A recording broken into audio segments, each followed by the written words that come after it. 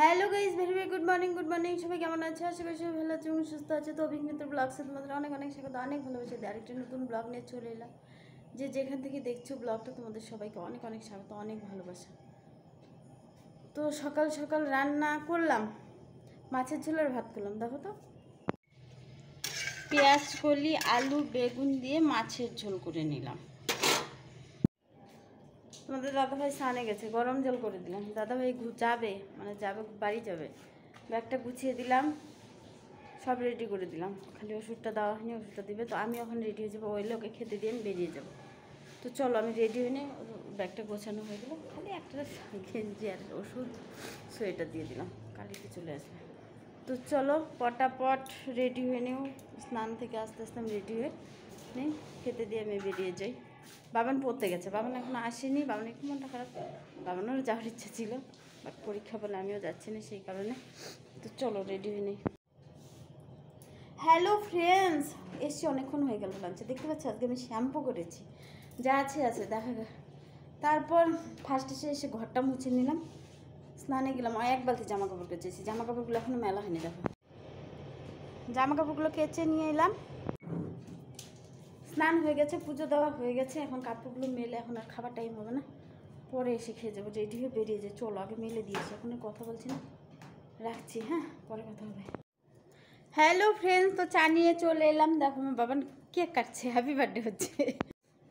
ব্রেডটা কাটা নেই, ও বলছে মা চাকু দাও, আমি কেটে নিই। দেখো হ্যাপি বার্থডে। যে ললিতা, সবাই মিলে একটু চা খেয়ে নেই চলো। হ্যালো ফ্রেন্ডস, চা খাওয়া হয়ে গেল। দেখো চা খাওয়ার আগ অবধি ভালো ছিলাম, চা খেয়ে বসলাম একটু, আর শুরু হয়ে গেল। সারাটা দিন আজকে ভালোই ছিলাম, জানি হবে, কারণ আজকে অনেকগুলো জামা কাপড় কেচেছি, তারপর আবার শ্যাম্পু করেছি, হবে তো জানি। সেটা ভাবেছিলাম আজকে হবে না, সেটা কালকে হবে, বাট শুরু হয়ে গেল। আর শুরু হয়ে গেলে দেখো আমার চোখ মুখের অবস্থা কী মানে কি বলবো, মানে অসুস্থ কতদিন থেকে এরকম লাগে। অনেকগুলো বাসন আছে, চলো বাসনগুলো মেজে নেই, ভালো লাগছে না। হ্যালো ফ্রেন্ডস, দেখো বাবা আর আমি খেতে বেশি করেছি। আজকে তো তোমাদের দাদাভাই ঘরে নেই, বাবা আর আমি খাচ্ছি।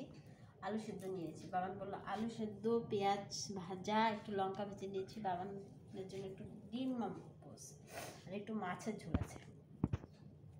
তো এই দিয়ে খাওয়া হবে আমাদের, বাবা আর আমার। তো চলো আলু সেদ্ধটা মেখে নিই। বাবান বলছে ডেইলি ডেইলি আলু সেদ্ধ দেখাও, তুই খেতে ভালোবাসিস তাই দেখাই।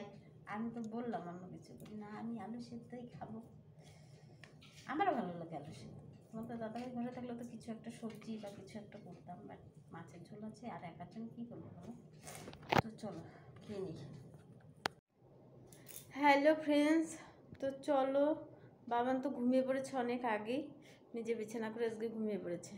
তো চলো আমি এবার ঘুমোতে চাই, একটু রেস্টের প্রয়োজন হচ্ছে, শরীরটা প্রচণ্ডই খারাপ যাচ্ছে। তো আজকের মতো সবাইকে গুড নাইট বলবো। সবাই ভালো থেকে সুস্থ থেকো, সাবধানে থেকো। কালকে সবার সাথে দেখা হচ্ছে আরেকটা নতুন ভিডিও নিয়ে।